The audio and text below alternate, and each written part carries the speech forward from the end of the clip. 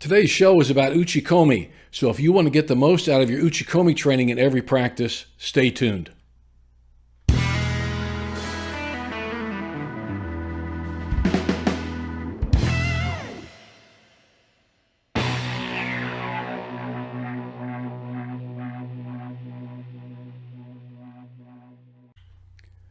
Hi everybody, I'm Steve Scott, and welcome to another episode of Freestyle Judo. Today's show, I want to take a serious look at Uchikomi, the training that has been with us in Judo for many, many years, very traditional form of training. Some people are totally for it, some people are totally against it, but I think I found a common ground, a good way to use Uchikomi as for what it is. It's a method of drill training and repetitive drill training. That's what it is. So take a look at that later in the show. Later in the show, I'm going to have actually 3 clips about using Uchikomi and different types of Uchikomi training. So we'll get to that later in the show. But right now, I want to remind everybody about a big event we're having here in the Kansas City area, November 2nd and 3rd, 2018. We are having the second JudoCon, and that's our Judo Conference, Judo Convention. It will be here in Kansas City. It is Friday and Saturday, November 2nd and 3rd, 2018, as I said before. We will have several people here that make it very interesting and worth your while. And above me here, you'll see the little graphic here to go to our online store to actually sign up for the JudoCon. It's very inexpensive. I think it's a great deal of 2 days of nothing but good, solid training. Whether you're a judo person or you do jiu-jitsu, sambo, whatever form of jacket grappling you do, as it were, this would be really helpful for you to show up. We're having a special guest come in. John Saylor will be here. And some of you may know John is the director of the Shingitai Jiu-Jitsu Association, a very dear friend of mine. He also was a very successful heavyweight judo athlete in the United States and internationally during his career, and he was the head training coach at the Olympic Training Center, head judo team coach at the Olympic Training Center for quite a few years, a number of years ago. So John is very good, and he will be one of our headliners here for doing some clinics. Also, we're having world judo champion Anne Maria DeMars will be here, and she will be doing a clinic as well. And as many of you know, Anne Maria was the first U.S. judo athlete to win a world judo championship in 1984 in Vienna. Also on tap for JudoCon will be a discussion on how to run a successful commercial judo club, dojo operation.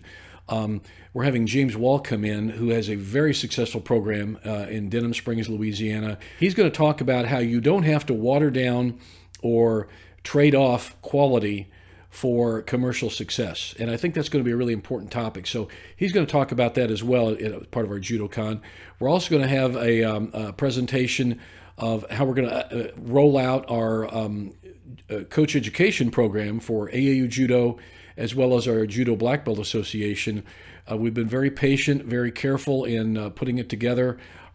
Several of us, Scott Decker, James Wall primarily, and have been working with me on a coach education program, actually educating coaches, where we want you to learn more about teaching, teach more efficiently, and how to draw more students. So I think that's going to be a big part of our JudoCon as well. So we're going to be discussing that. And we may have some other things too, but I have a session on judo games, how to do great mat games for kids and adults.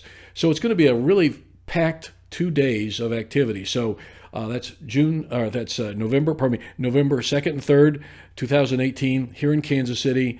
Again, look up here. You can see how to sign up.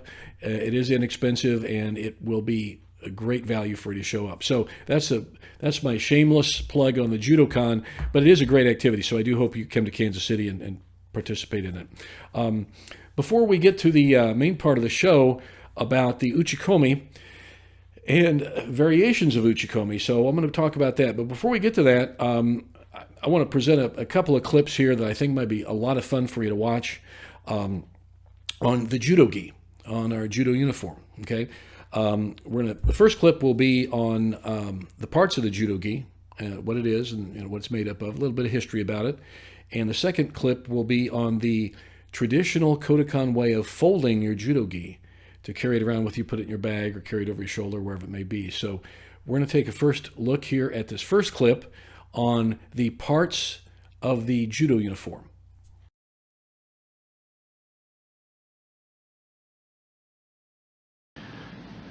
Let's take a look at the parts of the judogi and just learn a little bit about what a judogi is composed of.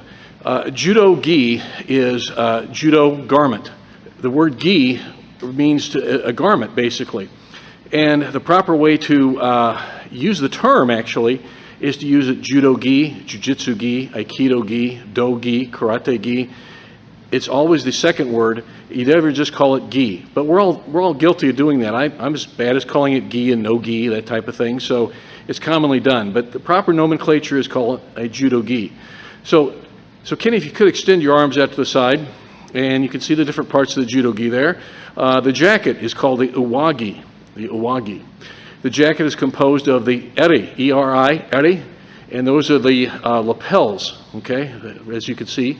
And by the way, Jigoro Kano, when he designed this judogi, he was the guy who designed the judogi. He liked the wider lapels for the good gripping, as well as for the lapel strangle. So that's a feature that was designed directly by Kano himself. Look at the arms, the jacket, the sleeves extend all the way to the wrist. Again, that was a feature developed by Jigoro Kano. So it'd cover the elbows, and the really rough tatami of that era really took its tolls on its elbows and knees. So the added cloth around the elbow really does help. And the sleeve is called the sode. The sode. Okay, thanks. Can you drop your arms? Okay. And now his belt is the obi. Okay. And the bottom part under the obi of the jacket is called the suso. Okay, that means apron. Okay, that's the apron of the jacket. Okay, the pants are the zuban. And when Kenny's off the mat, he wears his zori, or his sandals or footwear, to keep his feet clean, and when he's wearing off the mat. By the way, the pants were like the sleeves by Jigoro Kano. Jigoro Kano developed the pants to be longer to cover the knees as well. Again, because the rough tatami, or the surface there, the mat surface they were doing judo on at the time, really took its toll. A lot of knee scrapes, a lot of elbow scrapes. So one of the things he did, the innovative things he did, was lengthen the pants. So they are now what you see. The judo-gi, as we all know, is made of pretty rough material, strong material. There's single weave, double weave, and different types. And the jiu-jitsu gis that the Brazilian jiu-jitsu people wear is a bit different than what we wear in judo. But this is kind of what the judo-gi looks like, and the parts of the judo-gi. So there you have it. Okay, that it pretty much said what I wanted to say, and it's pretty basic stuff there, the different parts of the judo-gi. It's just good to know, good information to know. If you're a geek on nomenclature and terminology like me, it's maybe interesting to you, and I hope it is interesting to you.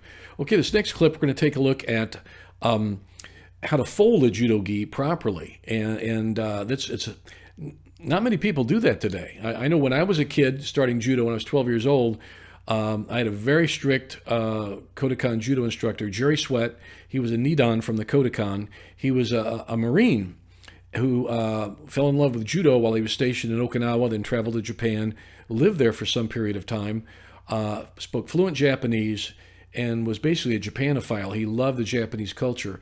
And when he came back to Kansas City, he taught. He was my first instructor. He required us to fold our judo-gi properly, and he would inspect it from time to time. So it was good to know. But I'm glad Jerry taught that to me, and I think it's an interesting thing to know. So this second clip is going to be on how to fold the judo-gi the traditional Kodokan way.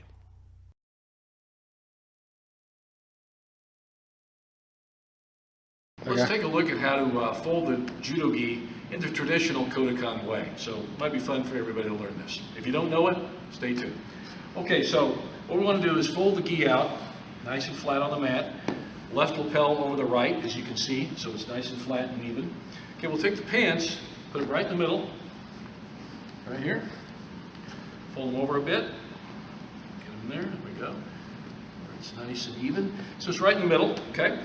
All right, and fold the sleeves as such. They're nice and squared up, so you got kind of a nice little square here going. All right, now just fold one flap over and fold the other flap over where they meet. So it's a nice, neat thing like this. Kind of tuck it in. All right, chop it in the middle, right where the apron starts, right there. And there's your fold. There's your basic fold, okay? You can carry it home like that, put it in your gi like that. Keep your belt separate if you wish. But if you do want to fold your belt around, tie your belt around it, here are a couple of ways to do it. One way you can do it is just extend it all the way around and just keep looping it around and loop it around some more. Maybe you'll get it nice and tight where it's, you see it cinches it up in here, okay? And get it nice and tight and even, as close as you can. All right, so it's nice and pretty there, all right? And you just tie it like you would, nice square knot like you would your practice, right there. So there you have it. That's a good way to fold it up. Very nice traditional way of folding the Judogi. A couple other ways of putting a belt around if you want to do it a simpler way. You can take the belt off here. All right, just double it up, loop it like this, okay? And you can just loop it under like this, and you can carry it that way if you wish, okay? So a couple of ways of tying the belt around the gi to keep it together. Again, this is, you know, if you're lazy like me, you just stuff it in your bag. But for years, my sensei taught us to fold it like this, and he would actually inspect us when we came into the dojo to make sure our gis were properly folded. We pulled them out of our bags or carried them under our shoulders. So that's what we had to learn. And I think it was a great way to do that. It's good discipline for us. So there you have the traditional way of folding the Judogi, the Kodokan way. Even if you carry your Judogi to practice, you know, to and from practice in your bag, it might be a nice thing to know how to fold it properly and to keep it nice and neat. So that's just an interesting aside. I think people should know, and it's a lot of fun to know and to learn, and maybe actually do. So that's good. Looking down at my notes here, what we're going to talk about here. Also later on, we're going to have a question, a very good question that was sent to me. So we will discuss that about a specific technical point. So we'll be covering that in a moment, probably toward the end of the show. But right now, let's get into Uchikomi. Okay, Uchikomi is pardon me for my coughing. Uchikomi is the very traditional method of repetition training. And Uchikomi is actually the newer name in terms of history of judo. It was originally called Butsukari. And Butsukari means to have a collision with, to collide into something repeatedly. And just from the research that I've looked up, and you judo historians out there might know this better than me, so please comment in the comment section below, or write me, email me. The judo people got it from sumo. The pushing and driving exercise that they did in sumo, they still do in sumo, and they call it Butsukari training. So the judo, the nomenclature came from sumo, to the best of my knowledge, initially. Later on, and I don't know when this happened, it probably toward, I would say somewhere by around the 1950s, the Butsukari nomenclature was discarded generally, and it was called Uchikomi. And Uchikomi means to shoot into something repeatedly. Okay, that's what it means. Repetition practice. So you're not colliding with something; you're more or less really shooting into something. So that's what Uchikomi actually means. And these phrases, Uchikomi and Butsukari, are used not in general nomenclature. From what I'm told from Japanese speakers that I know, you don't hear that a lot in Japanese language. It's mainly judo or sumo or martial arts lingo. So that's a little bit. It's interesting to know about that too.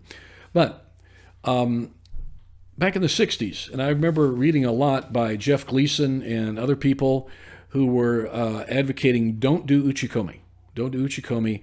The repetitious practice is boring, and it's a time waster. There's only so much time you have at practice, and it's not the most efficient use of training time. And there's a lot to be said for that argument, by the way. But that prompted me to really look into, well, how can we train in Uchikomi more efficiently? Because I really believe that Uchikomi training has value. I think it does. To me, it's like shadow boxing or doing any other repeated skill You want to get your skills down. You can actually pinpoint things you want to work on, and Uchikomi really is useful for that. And you can practice a lot of fit-ins without throwing somebody. You don't have to beat somebody up all the time, just a lot of throwing practice. So Uchikomi does have value. And what I did was to look at it, and again, other people may have done the same thing. I'm just talking about my own research into it, where I came from. So I divided Uchikomi. Uchikomi is one thing, and Butsukari is another.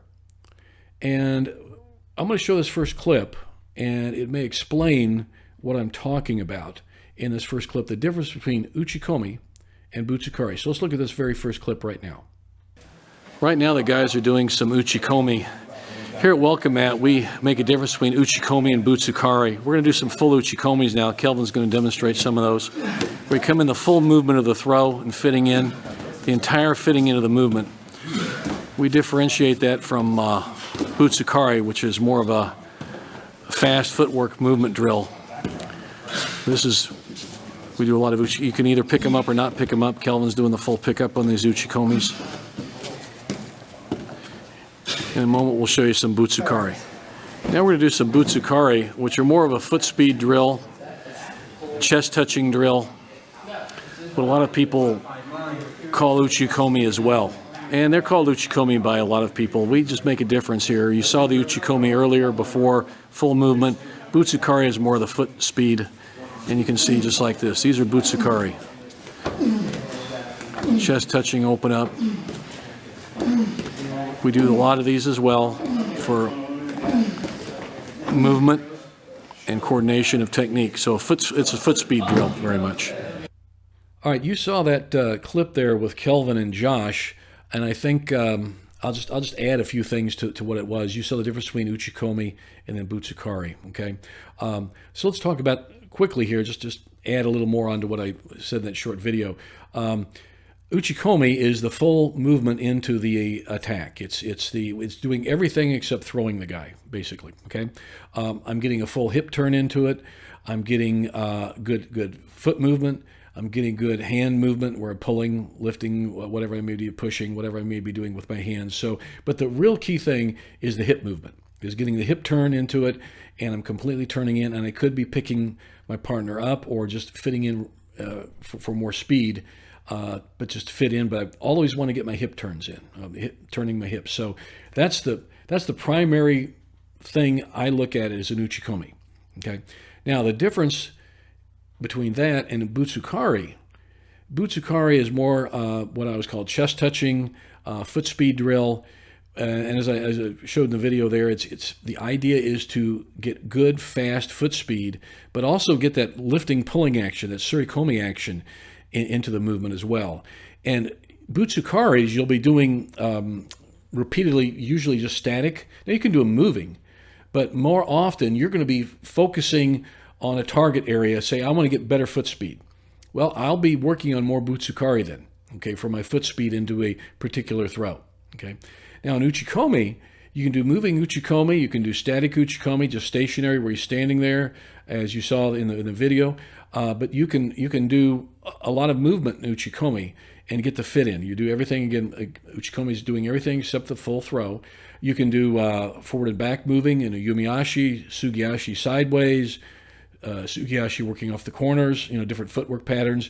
You can do taisabaki movement, rounding movement, fitting them in. You can do random movement. It's just working around, and I'll fit in, you fit in, or I'll do so many repetitions and you'll do so many repetitions.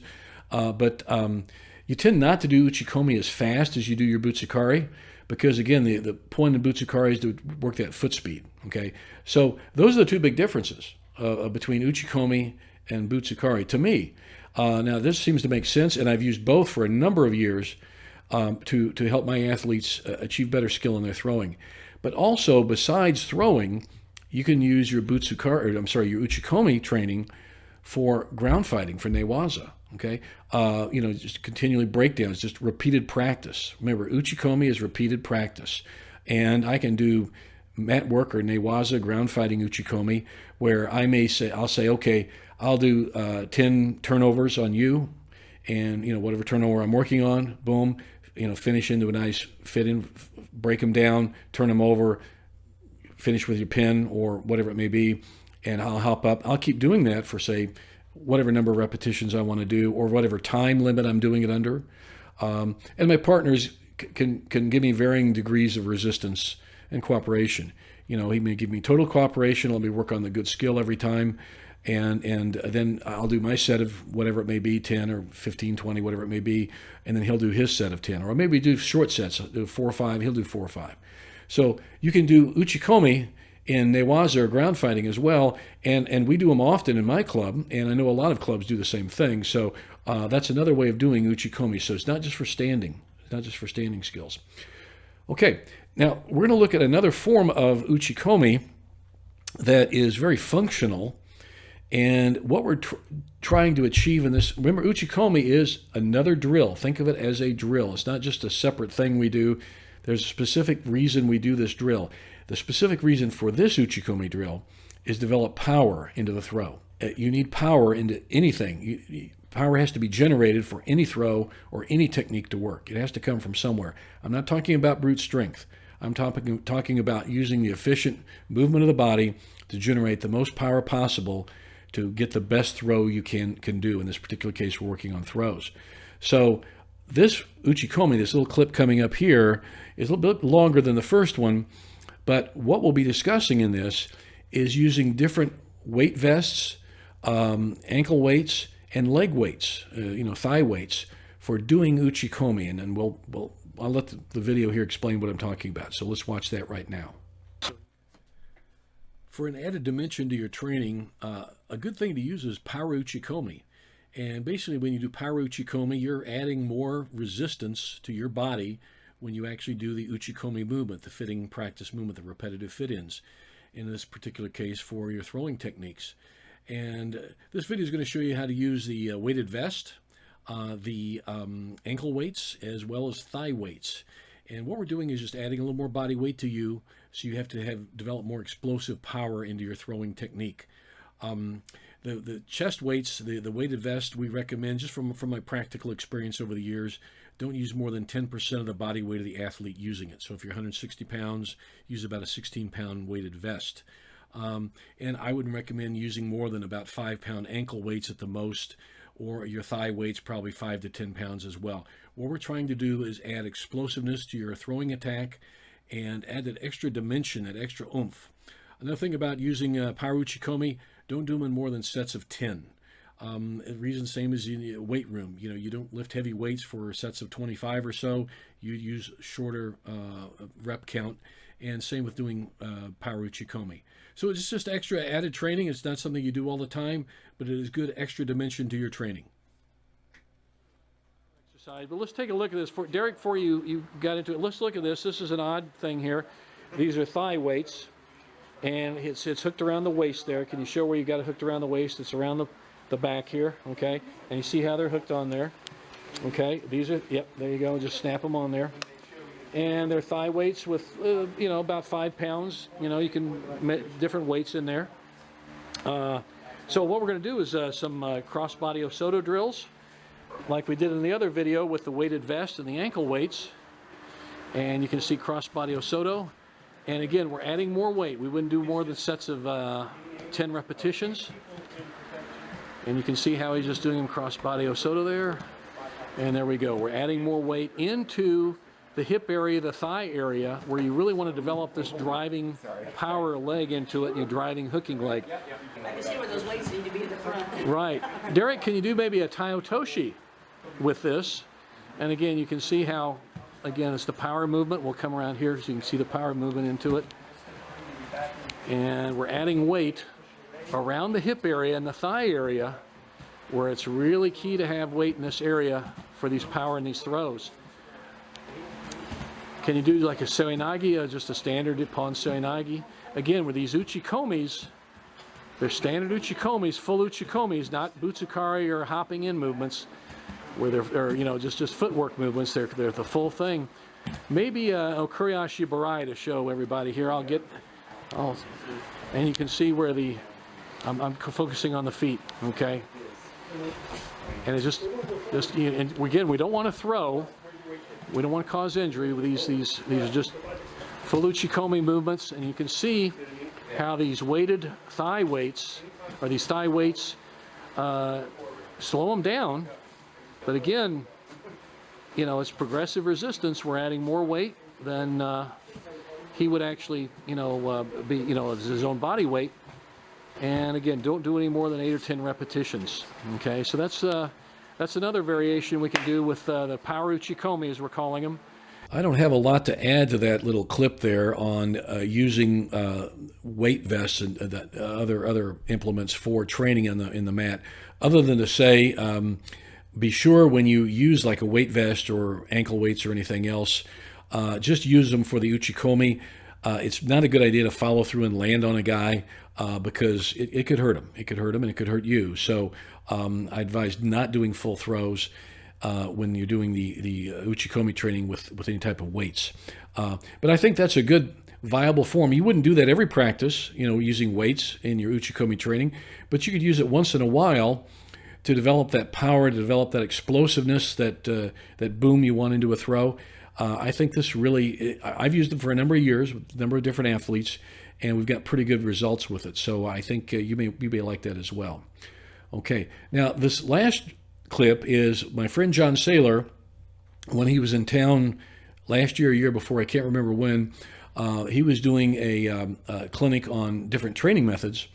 And in this clip, you'll be seeing how John, it's a very short one, on how he was using different bands or even a belt to give resistance in Uchikomi training or repetition training. So let's take a look at John Saylor's clip here on this using the bands or some type of resistance training.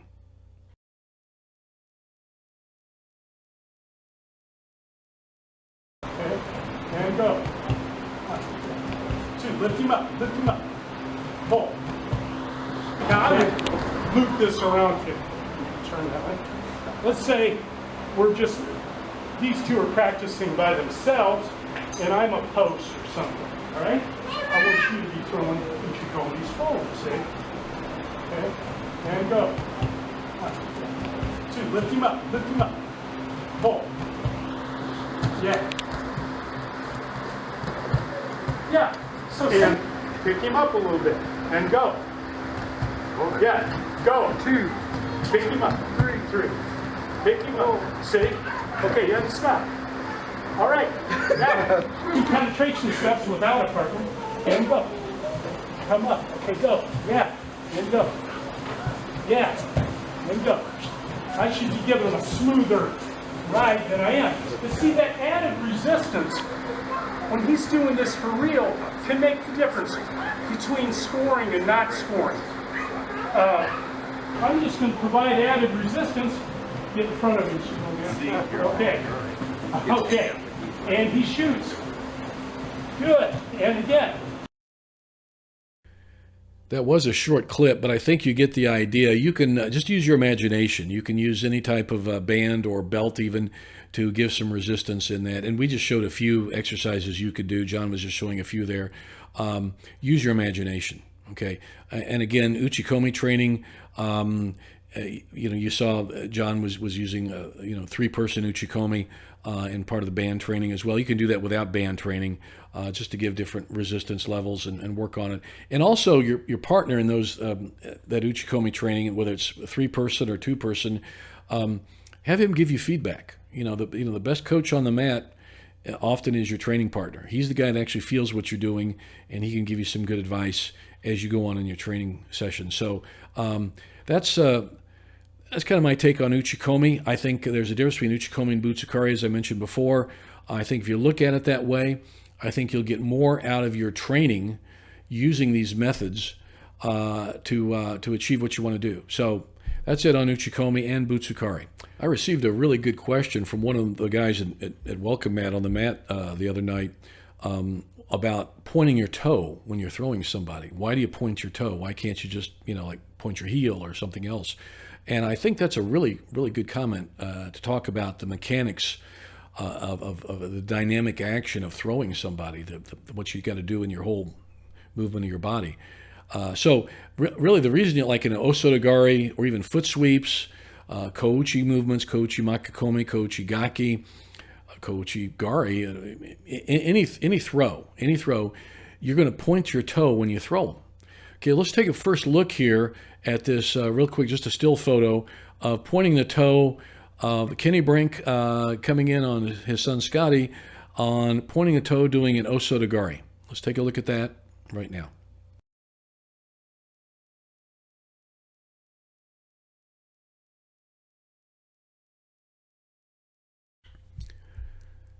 All right, in that photo you just saw there of Kenny Brink doing Osotogari, his toe was pointing directly down. That's plantar flexion, it's called. And it's really essential to get the most out of the power out of a throw and also accuracy out of your throwing attack. So those are two primary reasons you use it.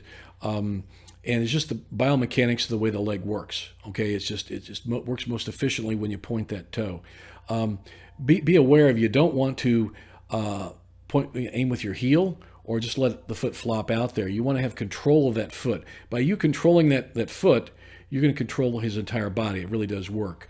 So it's very efficient in doing any type of throwing movement, whether it's a foot sweep, Osotogari, as you just saw in that photo, or Haraigoshi, Kouchi. In fact, we're going to take a look here at this next photo, just one more, of how to do a Kouchi Gari, or Kouchi Makikomi in this case, Kouchi Gaki, I often call it, but you're pointing the toe. So let's take a look just quickly here, this other photo of a Kouchi action here.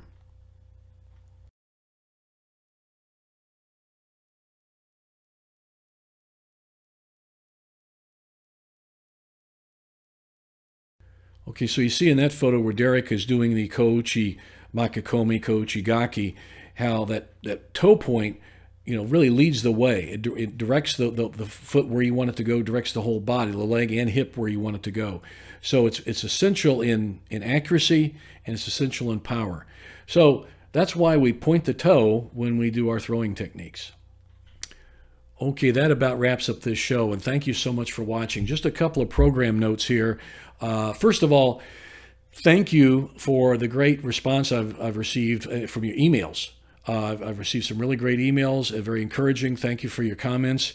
And also thank you for those people who have sent in information or sent in questions and ideas about future episodes, ideas for new shows. So I'll be working on those. So thanks for that input. I really appreciate. I want to present things that are interesting to you. So that's one thing. Secondly, watch our YouTube channel. This is my shameless plug for my YouTube channel. We have over 1,000 videos, about 12,000 subscribers right now. I always want more subscribers because I think we're doing some good work. There are a lot of good YouTube channels out there, and we want to be one of those really good, reliable YouTube channels that people can come to and know they're getting good information. So please spread the word about our YouTube channel. And one more thing, we have a good presence on Facebook, all our platforms, our groups and pages. Please continue to watch our Facebook groups and support those. And your support is necessary. We're all in this together, and we might as well help each other. And just like one of the maxims of judo, mutual welfare and benefit for all, that certainly is what I'm trying to achieve with this show. So anyway, thanks for watching, and I will see you next time.